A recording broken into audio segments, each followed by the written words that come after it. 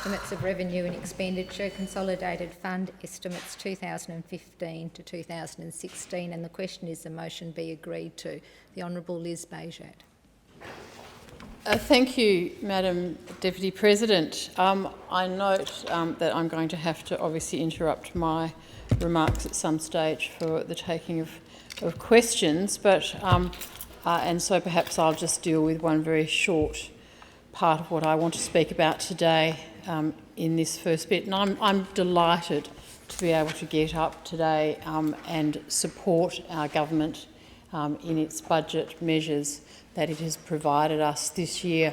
I don't intend to spend any time refuting anything that's been said by anybody on the other side of the chamber, because there's far too much positive information for me to talk about in my contribution, and I think that we gain nothing by going backwards and forwards and calling across the chamber as to where people think people are going right and wrong and whatever. So I'm just going to give my take on the budget as I see it, and it, as one of the members for North Metro Region, one of the most exciting things is that we're seeing so many amazing changes, transformational changes taking place in our region at the moment. And of course, because it's the central city comes into our electorate, as you can imagine, being the capital of this wonderful state that we live in, a lot of those projects are centred in my electorate. So I can just very quickly run through some of the amazing budget measures that we've seen allocated to the North Metropolitan Region in this year's budget. We have $175.6 million allocated to the completion of the Perth Children's Hospital, which we know will be opening early next year. $115.7 million on extending the Mitchell Freeway from Burns Beach Road up to Hester Avenue in the northern suburbs. $95.7 million at Elizabeth Quay, which includes $7.5 million for the Central Business District Power Infrastructure. And as we can now see, Elizabeth Quay really taking shape and things happening down there, much more excitement building around what's going to be happening there in the future. And I certainly urge members to go down there and have a look to see what is happening. We have $61 million on the groundwater replenishment scheme and the upgrade of the Subiaco wastewater treatment plant, $46.6 million on other health initiatives and works, including the Joondalup Health Campus, the QE2 Medical Centre, Royal Perth Hospital and Sir Charles Gardner Hospital, $44.2 million on the underground Perth bus port, which again is certainly taking place now. If anyone drives down Wellington Street, you can certainly see all of those buildings shooting up skywards there, and the undergrounding of the railroad happening, and it's a really vibrant part of the city. $44 million has been allocated to an office fit-out for the St George's Cathedral Heritage Precinct, and again from a heritage point of view, we can see the old building, the old government building there, the Treasury buildings taking shape as a most wonderful hotel. And I was speaking with the Premier recently, who's been to have a sneak preview of the interiors of that building, and he says it's going to be an amazing hotel, again providing much needed hotel rooms in the city. There's been $33.7 million allocated to the Perth City Link and its continuing scheme servicing the works to commence the works program around Yagan Square in that central part there where the Perth Arena is. $32 million for the new State Museum, and that's a project I'm incredibly excited about. I've been meeting with Alec Coles in relation to things that we're going to be seeing in our new museum, and it's very hard, I think, for these people to be developing the new museum when we've yet to see what it's going to look like from an outside structure, but certainly internally there's going to be some fabulous things happening there, especially from a multicultural point of view, and that's some of the projects I can talk about later on as they're coming online as to the plans that are going to be happening around there. There's been $21.6 million allocated on the new and upgraded education facilities in the North Metro region, including works at Butler College, which I know that our Minister was opening just this week, I think earlier this week in fact, Joseph Banks Secondary College, Trinity Primary School, Yanship, and my old alma mater, Churchland Senior High School, getting some much needed upgrades there to get rid of some of the transportables that they got, and $18.2 million at the Fremantle Port on upgrades to berths in the Inner Harbour North Quay to accommodate larger vessels and allow for heavy-duty use. Now, that's just a very quick snapshot of those projects and monies that have been allocated into the North Metro region. Some of those projects others have spoken about here, and some of those things you'll be seeing them as they come online. The main thrust of what I want to speak about today, though, is a really important part of what's happening not only here in Western Australia but also around Australia and the world, and that's the importance of STEM education. Science, technology, engineering and mathematics. So throughout my contribution today I'm going to be referring to STEM. I'm not going to be saying it in full each time, so members are aware that that's what we're talking about. And there's no better place to start when we are talking about STEM than to echo the words of our Premier, Colin Barnett, who recently said when he issued the government science statement on the 21st of April this year, he said, "Science is fundamental to our society and affects every part of our life, from the food we eat, the medicines we take and the technology we use. It has underpinned our social and economic well-being, improving our quality of life immeasurably." And I certainly echo the sentiments that he expresses in that statement. Indeed, there are innumerable aspects of life in the 21st century which most of us just take for granted, from the way we communicate, to the way we travel, to the way we are treated when we're sick, to the way we dress, to the way we eat and drink, to the way we process information, to the way we're educated, and to the way we are entertained, and even to the way we think about the reasons why we exist. Each dimension of the modern human experience is an indispensable consequence of science, and that's something that people don't actually really think about. So today I'm going to be asking you all just to think about what I'm saying and bring it back to always thinking about science and the space that we found ourselves in today. Imagine a world without smartphones, although my colleague who sits next to me, who's not here, is yet to discover the world of smartphones. We know that there are still a couple of them around, and we still don't know how he survived without his, but there we are. There are some people that do survive without smartphones. But imagine the world without smartphones, computers, cars, television, radio, aeroplanes, and most important of all, medicine. The joys of being around in today's era testify to the immeasurable contributions of science and technology in lifting the human condition out of the impoverishment of the world prior to the Industrial Revolution. A world in which our less fortunate fellow humans would have been lucky to have made it past the age of 30, lucky even to have survived birth, and yet luckier to withstand the curse of intractable diseases and plagues in a world that offered no cure. A world where conditions that today we would identify as being epilepsy or schizophrenia would then in those days have been construed as demonic possessions, and victims of these maladies would have been burnt at the stake. Ours is a world that replaces disease with diagnosis, misery with medicine, and poverty with prosperity. Such are the advantages, facilities and conveniences of an unprecedented nature we sometimes struggle to come to terms with. Much less are we able to appreciate. Yet when we think of history and all that humanity has accomplished so far, we almost always end up thinking of political history or military history. It's not very often that we actually think about scientific history. We learn of great warriors, of battles, of conquests, of invasions, of kings and queens, and of civilisations that arose out of nothing, expanded, and they all ultimately declined. The bit that is often left out is the principal force that has driven all human progress through the morass of space and time: science. Carl Sagan, the renowned American physicist, once said, "We live in a society exquisitely dependent on science and technology, in which hardly anyone knows anything about science and technology." In our world today, we think of science and we think of our physics or our chemistry classes back in high school. I didn't take physics or chemistry, so I don't really think about those classes.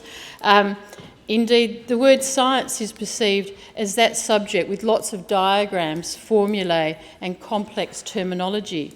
Yet science is more than merely a subject. If we look at the word science itself, derived from the Latin scientia, which means knowledge or knowing, science is both a method and a process by which human beings improve our understanding of the natural world and all that lies within it. The better we understand our world, the better we are able to explore, discover, innovate and utilise the boundless resources nature has bestowed on us. All the greatest accomplishments of humanity were in one form or another scientific achievements. Order. Orders of the day number 3, estimates of revenue and expenditure, consolidated fund estimates. The question is the motion be agreed to.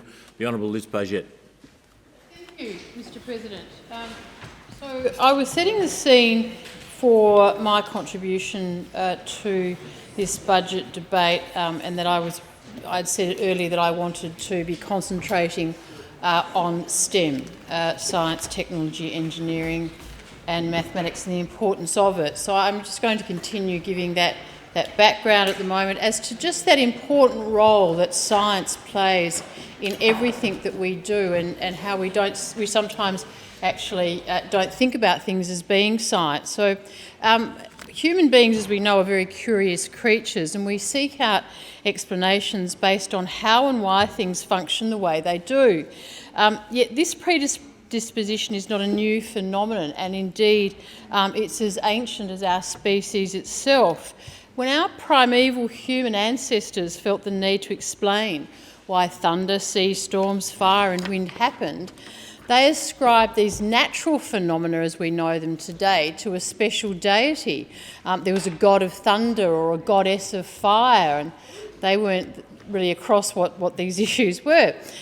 Today, as we know, we reject these explanations as being just that, as being primeval. Yet the point we miss is that the invention of these deities by our pre-modern ancestors was the result of the same scientific curiosity that took Neil Armstrong to the moon in 1969. And I don't know if any of you saw last night's edition of Q&A, where Commander Chris Hadfield was one of the guests on that, speaking about his time on the space station. It was an incredible program, and probably one of the better Q&As that has been produced, again, because people were just in awe of what he was talking about. One of the things he spoke about was when he went out into space and did that first walk, and he said that's just something you cannot describe, that moment that he actually left the spacecraft for the first time. And that's what humans are. We're curious about all these things, and we want to know about what it is. And the perennial human lust for knowing is also encapsulated in works of fiction that we read. If we think back to the days of Lewis Carroll's Alice in Wonderland, that's what got Alice into trouble, was her curiosity and just wanting to know how deep was that rabbit hole. And people have been going down rabbit holes ever since to find out just how deep some of them are. While mythology and science often attempt to provide answers to satisfy the same curious impulse, their differences just lie in the method. Mythology is not science, and science is not mythology. Mythology is premised upon unquestionable axioms that are taken as truth without proof of evidence, whereas science, on the other hand, relies on the primacy of human reason to make observations, to formulate hypotheses, to test that hypothesis using the best empirical means available, and then to draw an inference based on that data. Unlike mythology, where the conclusions are imposed by force with no room for dissent, scientific conclusions are offered voluntarily and remain open to rational scrutiny. Far from suppressing dissent, scientific practice itself thrives on it. The greater level of disagreement between the idea of two scientists, the likelier it is that interplay to result is improved in an improved understanding of the phenomenon in consideration. And we know that scientists have argued these points backwards and forwards with each other all the time. Science has now become the bedrock and a distinct feature of Western civilisation as we know it today. It's been the source of spectacular leaps forward, leaving indelible marks upon a far greater range of human capabilities than permits me to going into today. Otherwise, I would just be standing here giving you a lecture about history and science, which some might say is preferable to what I'm going to be saying, but however, I think that we need to move on a bit. Modern Western culture takes its root in ancient Greece and Rome, an intellectual and cultural legacy which was later inherited by the Anglosphere, such as the British Empire and America, going on to becoming the world's dominant cultural and military superpowers. If you think about it, America today is indeed the new Rome. And that's not without good justification. It's no coincidence that when we see two people who cannot speak each other's native tongues meet today, they will invariably communicate in English. And it's no coincidence that British and American cinema is appreciated worldwide.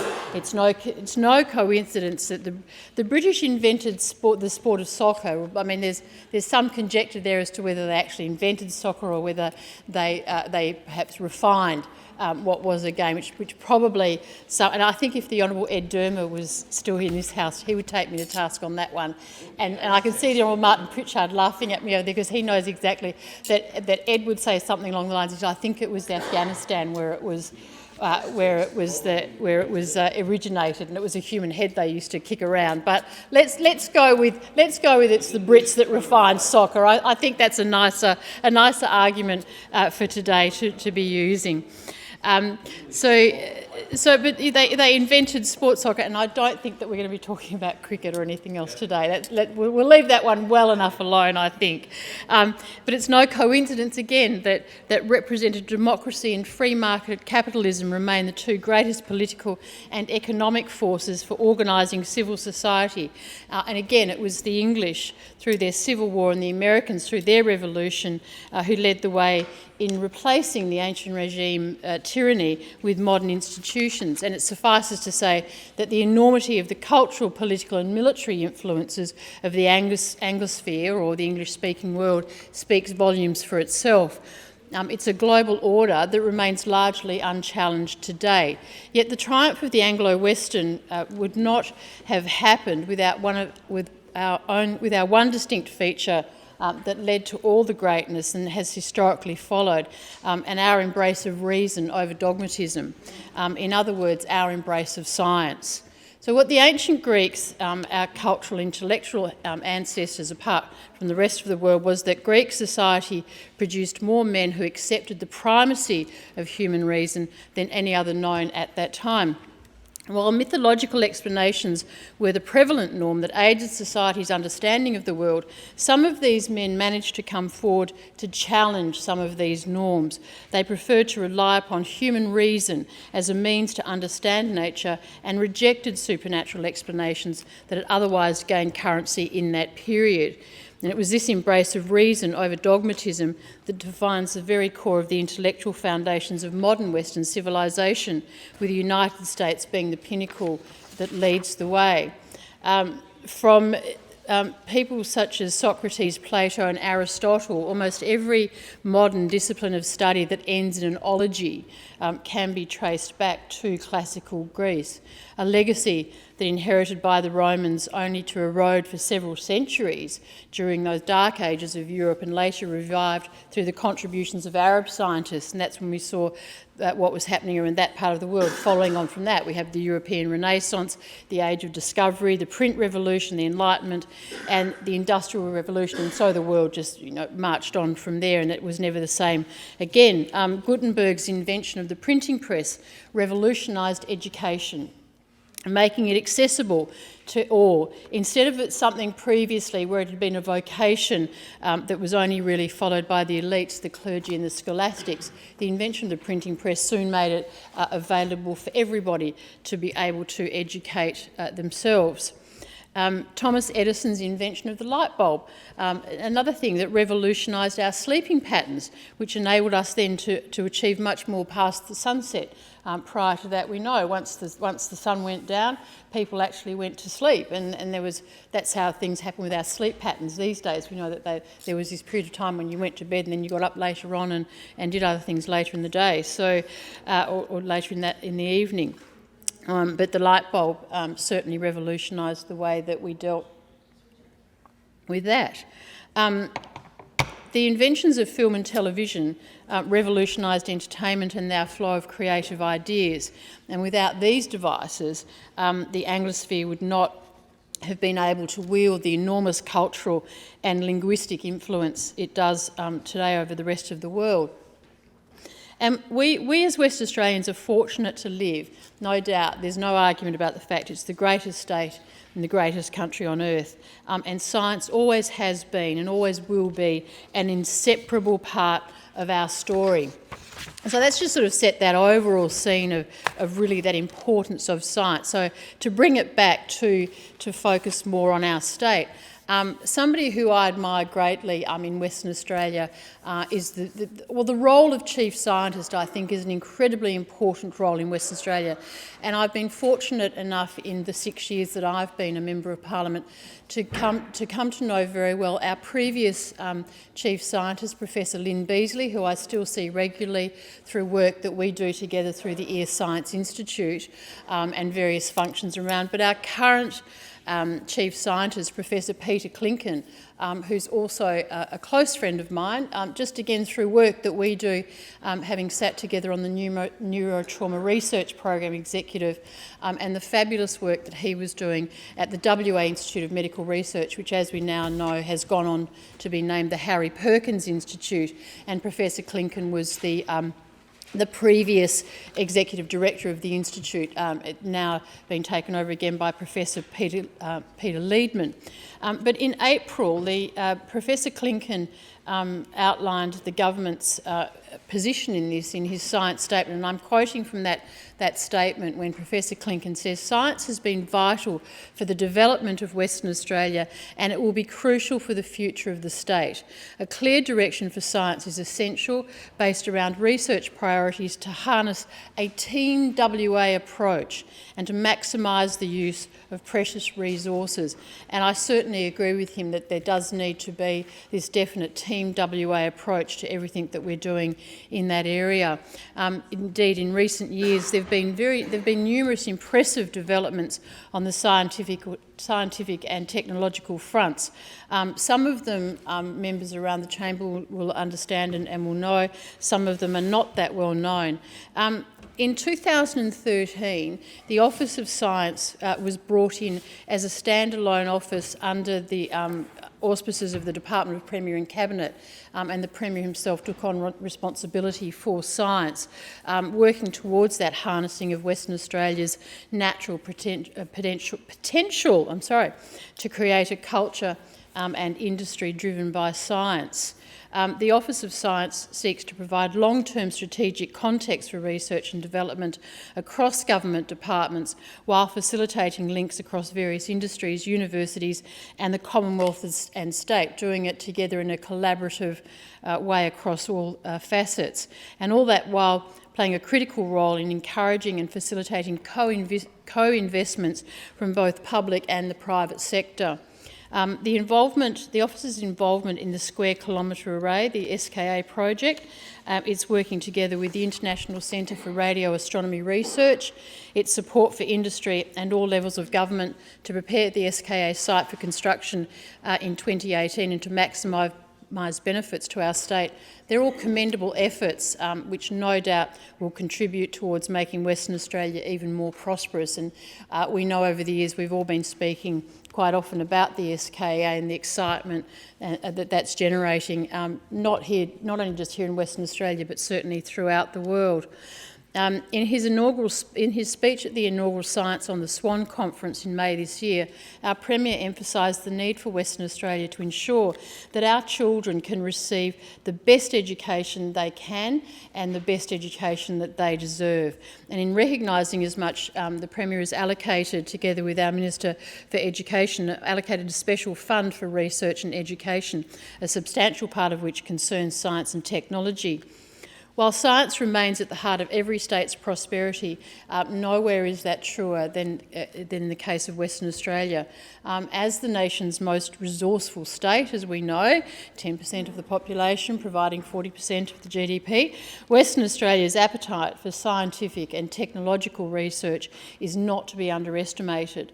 The WA Government has identified 5 key areas in which the advancement and application of science will help broaden our economy and create a new generation of jobs. Yet despite their abundant potential, our resources, as we know, are finite and must be prioritised to focus our efforts on areas of comparative advantage. So the areas that we're going to be focusing on are mining and energy, medicine and health, agriculture and food, biodiversity and marine science, and of course radio astronomy. Our key commodities of minerals, energy, agriculture and fisheries attract the interest of domestic and foreign investors, most notably within our Asia-Pacific neighbourhood.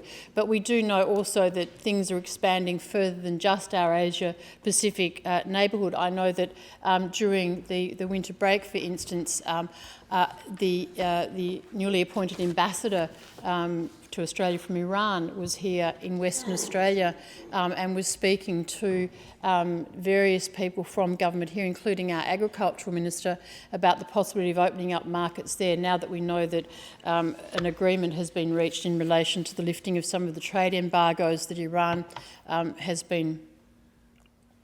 had imposed on them, but since the agreement was reached in Vienna. So there's all sorts of other markets that are opening up. And again, today I think we saw an announcement from Indonesia that they're accepting another 50,000 head of cattle from Australia into Indonesia. So we certainly know that these areas are growing rapidly, and we're very excited about what's going to be happening in the future.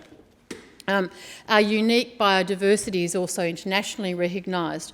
The Ningaloo Reef System and the Kimberley stand as our key environmental assets, and it's something that we stand very proud about. And our southwest region alone is one of 35 global biodiversity hotspots recognised by Conservation International.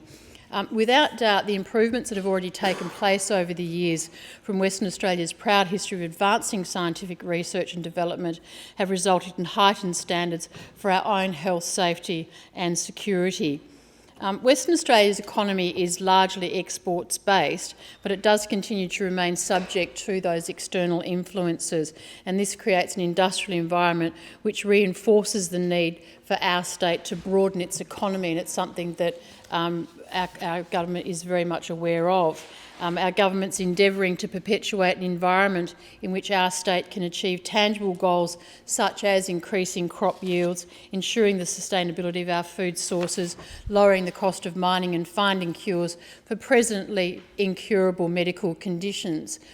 Treasurer Mike Nahan outlined in his budget speech on the 14th of May that the Barnett government will continue to pursue innovation through science. An example of this is the $13 million 3-year investment in the Pawsey Supercomputing Centre, a world-class facility with expertise in high-performance computing and visual technology. The government will build on the state's recently released science statement in April that I've just spoken about and strive for renewed economic growth, as well as help strengthen our international ties so that Western Australian businesses can capitalise on the growth of our neighbours in the Asia-Pacific region. Our government's commitment to strengthening our state, its economy and facilitating education in STEM alone in those fields is particularly evident in our track record thus far. Treasurer Mike Nahan outlined in his budget speech that in education alone there's been a 3% growth in student enrolments at public schools since 2012, meaning an additional 24,800 students into the public school system. This marks the strongest period of sustained growth that we've seen in that sector since the mid-1970s. This year's budget places government spending on education at $4.8 billion for the upcoming year, marking an increase of $294 million, up 6.5% since last year's budget. 178 new independent public schools commenced operations since the start of 2015, a total of 441 across Western Australia, representing 55% of all government schools. What we do know when we can look at those figures, and that they're figures that we're very proud of in that sector, is that higher achievement comes from greater competitiveness. So that was one of the other areas that we've been looking at in education as well, and which is one of the reasons that we've revised the Western Australian Certificate of Education. From 2016, every Year 12 student will achieve an Australian tertiary admission rank or a Cert 2 or higher qualification to graduate. So that's what we're going to be seeing, is all of our students coming out of school with at least some sort of qualification, and also the need for them to have to demonstrate a minimum standard in literacy and numeracy to enable them to graduate, because that certainly has been one of the criticisms in the past, is that high schools are churning out these students and they can't string two words together, and they certainly can't add up a list of numbers on a piece of paper. So at least now we know that we're going to be working very closely to ensure that that minimum standard of literacy and numeracy is reached by the time they reach their graduation. We also saw at the beginning of this year Year 7 public school students moving for the first time into secondary schools, so that we can better provide the specialist teaching that we know they get in the high school environment, which is best suited for the Australian curriculum. 29 secondary schools from Margaret River to Broome will receive new buildings, and 19 other schools have had works to accommodate Year 7 students, a total of investment of $223 million. The Barnett government's destined to focus on reforms in just the way that we build schools alone. Just last week we announced the successful consortium for Western Australia's first public-private partnership for schools, the successful tenderer for that was EduWest, a conglomerate comprised of Macquarie Capital Group Limited, Badge Constructions WA Proprietary Limited, Perkins WA Proprietary Limited and Spotless Facilities Services Proprietary Limited. That group will come together in a partnership, and it'll involve the financing, the design, the build and the maintenance of 4 public primary schools and 4 public secondary schools for a minimum of 25 years. So they're going to be charged with developing all of those for a minimum of 25 years, and then the government will only start paying when each of those when the schools become operational. The estimated capital cost is $370 million. The partnership's a strong incentive for the appointed consortium to build high-quality schools on time and within budget, and for the maintenance to be performed to a high standard. Australia's Commonwealth Chief Scientist, Ian Chubb, made an interesting point in 2013, which continues to ring very true today. He delivered the speech at the inaugural Rio Tinto UWA Education Partnership Seminar. What Professor Chubb said was, our best scientists are up there with the best, but we drop away and have a long tail. This tail has implications for the weight and balance of our research efforts. Although expressed 2 years ago, these concerns are still remain well founded today, given the persistent decline in university enrolments in those STEM discipline areas, which we've seen happening over the last decade. A shortfall in undergraduates has influenced funding in STEM areas, leading to fewer staff, less research and a deficiency in innovation.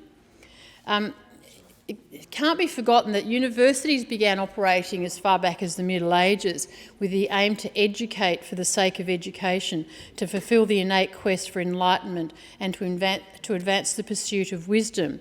And the net result was those improved social conditions, health, wealth, upward mobility and modernity, each an organic consequence of the embrace of reason and science for its own sake.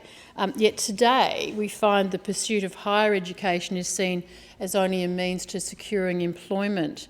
The intrinsic value of studying for its own sake and to seek answers is often an insurmountable expectation entrapped within the confines of supply and demand-based economics. If there's not enough students enrolling in a certain field of study, it becomes difficult for that field to continue to receive the same financial attention as a field of study that may be an easier sell to the student, and that's certainly something that needs to be addressed. There's no greater field of study requiring attention and investment than STEM. These are the things that actually form the backbone of the progress of society, if you think about those things that I've brought to your attention today.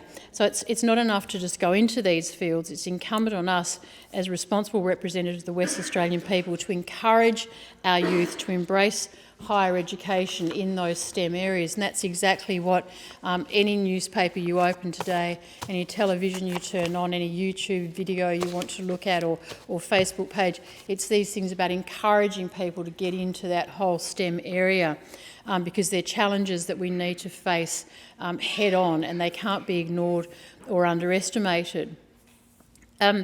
Moving forwards, the works need to be doing across the state and Commonwealth levels in order to enable ourselves as state and nation state to remain competitive, especially in that Asia-Pacific neighbourhood where we live, which thrives on scientific research, development and technological innovation. We've seen some of the major advances being made in those areas, and somehow we just don't, we're sometimes getting left behind in that game, and I think that's one of the things we've got to make sure that we're always going to be try and be ahead of the game.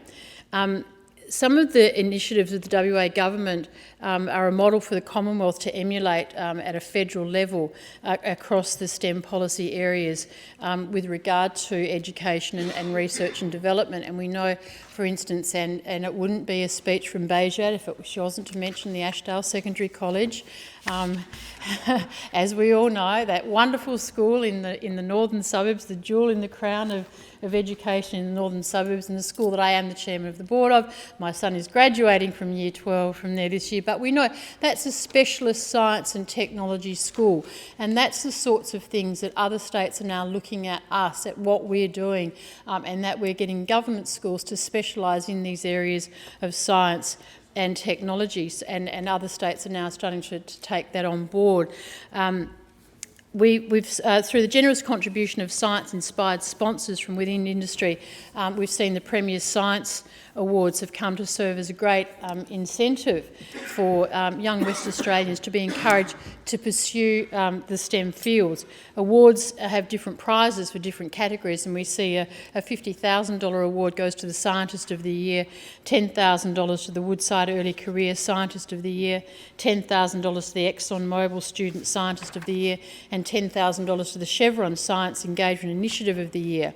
So these are concurrent measures in place to ensure the competent delivery of quality leadership amongst those who will train tomorrow's generation of scientists. I think that's the issue that's really inherent, is that we can encourage our children to go into these areas and to study them, but we have to have those people in place to train them well and to make sure that they will still be able to make the amazing inroads that we've been doing. The Governor's STEM Awards recognise the principal and leadership teams from 2 primary schools and 2 secondary schools and colleges for their support and leadership in developing school STEM education programs.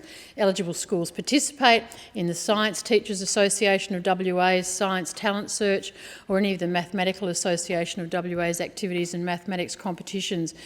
Schools receive prizes of up to $1,000 for the school STEM program. So you need to make these incentives there, and you need to make it attractive for everybody to be involved. And the school STEM programs, that initiative culminates in a function at Government House, and SciTech are heavily involved in that as well.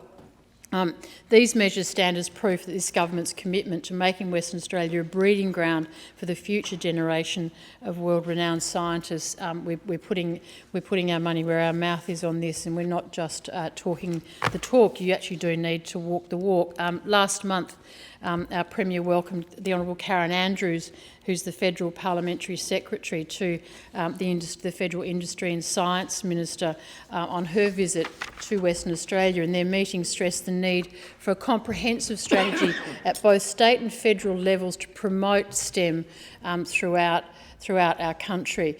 What we have to remember in this whole debate about STEM and the encouragement of getting people to be involved in it, that 40% of all of the jobs that we have in Australia today are not going to exist by the year 2030. They will have become obsolete, and they will have been overtaken by something in the science and technology area. 75% of the fastest growing occupations require STEM skills. And so that's what we need to make sure that we're staying ahead of the game on. Technology, we know for a fact, just in our own work environments and changes that we've seen, is changing the workforce and the economy dramatically. The federal government, I know, is working towards holding a series of roundtable talks to consult proposals to prepare us to face these challenges that lie ahead in reforming our education and research capabilities. We need to do that to ensure that Western Australia not just survives in this space, but that we thrive in this space, something that we all understand that we need to be doing. Old jobs are being replaced by new jobs, and these new jobs require greater scientific and technical skills, and we need to ensure that the funding and the institutions and the curriculums in place to make sure that all of those young budding Thomas Edisons and Albert Einsteins who are out there are able to get the skills and training that they need. I commend our government in the way that it is steering our state in this direction, and I think that focusing on this area is very important. It's an important conversation that we need to be having, and we're becoming an environment conducive to further scientific research and development initiatives and a showcase for state-of-the-art medical technology. Just 2 weeks ago, I was at the Harry Perkins Medical Research Institute as a guest at the opening of a project that they're doing there, which is funded by the Australian Cancer Research Foundation. They provided $2.4 million to the cancer imaging facility at Harry Perkins to install some amazing machinery. Now, most people know about CT scanning and PET scanning and MRI scanning. We've all seen those incredibly large machines that we have around the world. What we now have installed at the Harry Perkins through the wonderful donation given by the Australian Cancer Research Foundation is that machinery, but on a much smaller scale.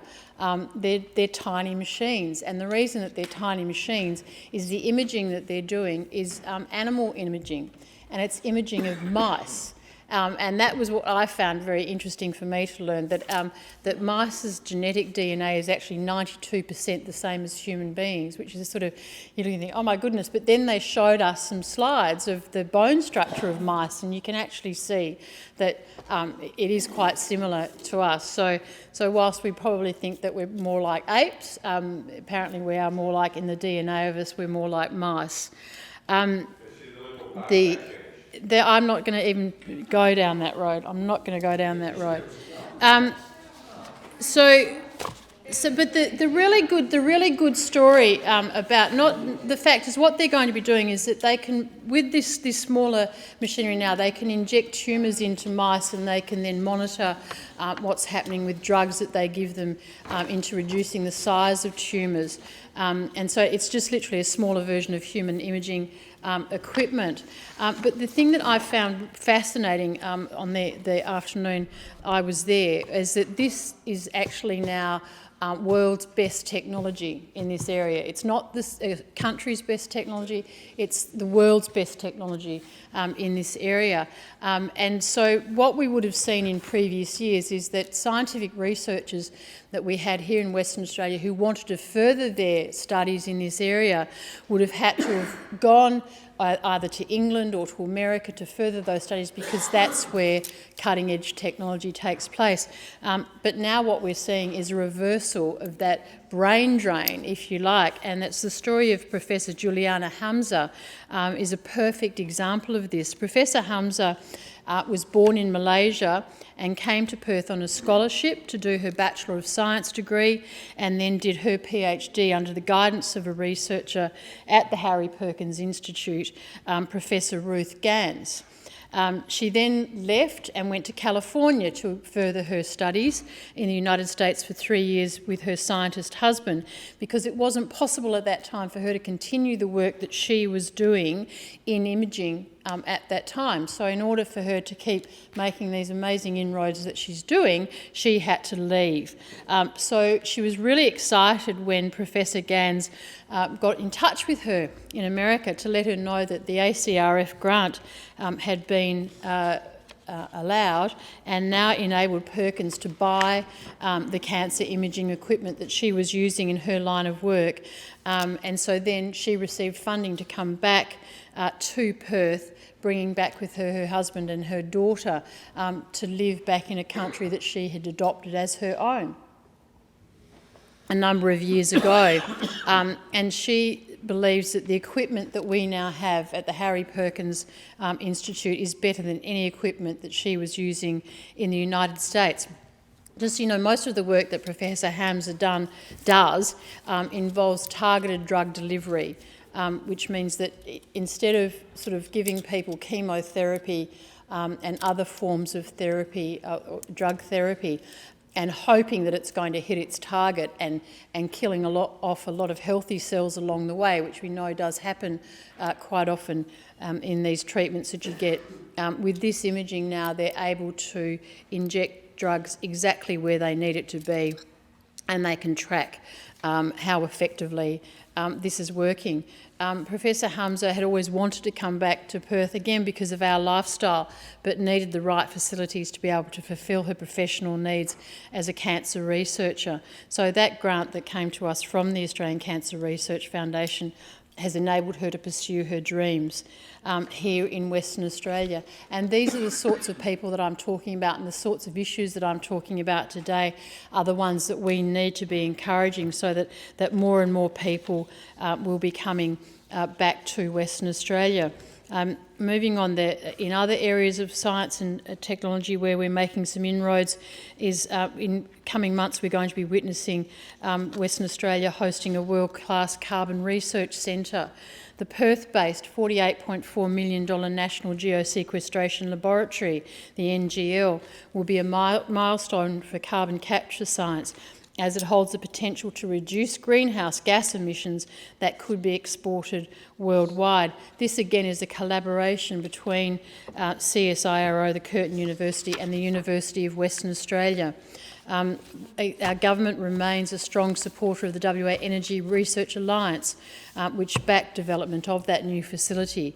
NGL is set to assist the Department of Mines and Petroleum's Southwest Hub project, in particular for investigating Lesueur sandstone formation near Harvey for industrial-scale carbon dioxide storage. So too is our global role in supporting the cause for science, well reflected in the Gorgon CO2 injection project on Barrow Island, which today remains the second largest in the world.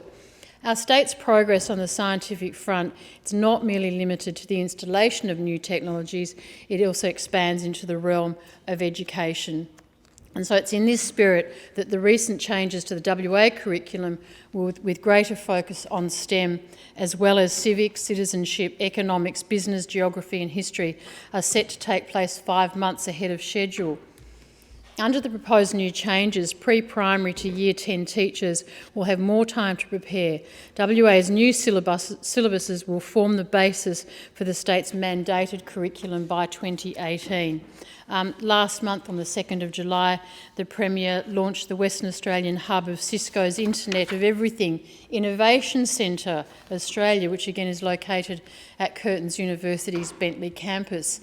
The initial focus of this facility is on astronomy and resources and marks one of the many exciting projects that stand as proof of Western Australia's emerging capability in data science. No doubt this centre will be an incubator for new technologies and new entrepreneurs with solutions in digital transformation, predictive data science and enhanced cognition. Supporting multiple markets, the centre will share solutions between astronomy and radiophysics, oil and gas, finance, transport and government. At present, only 2% of all things that could be connected are connected, representing 13 billion devices. And this number is expected to grow to 50 billion by 2020. Those are the sorts of figures you can't really comprehend what we're talking about. A focus of the centre will be to create a state-of-the-art connected community, bringing teams together in a collaborative space where customers, startups, open communities, researchers, entrepreneurs and technology enthusiasts can work together and brainstorm new ideas and technologies. The Premier highlighted that Western Australia had a great opportunity to continue building on its emerging capability in data-intensive science through our involvement in this and the Square Kilometre Array project. Another great opportunity for Western Australia, as we know, also lies in our remoteness.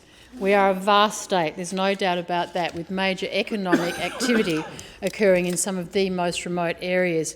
Connectivity, support and service delivery, all critical to the SKA project, are also critical to other WA economic sectors, from resource projects through to the delivery of government services.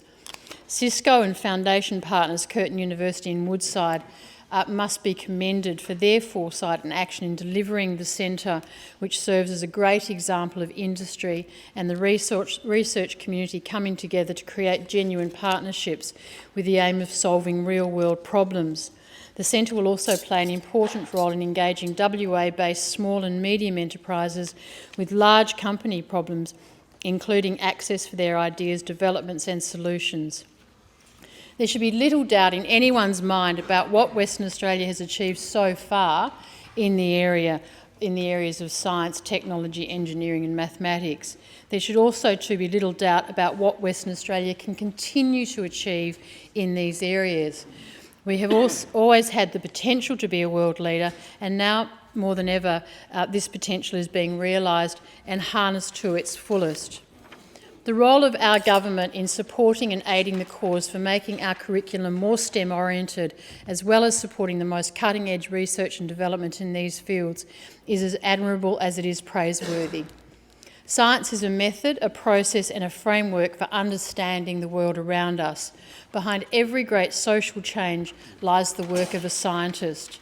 Be it the changes to our education system or the efforts in supporting the installation of new scientific facilities or the encouragement of future generation of scientists through science-based awards and grants, Western Australia is leading the way and will continue to do so under the sound leadership of our Premier Colin Barnett and the team that are behind him. And I'm very proud to be part of that Barnett team aiming to do just that.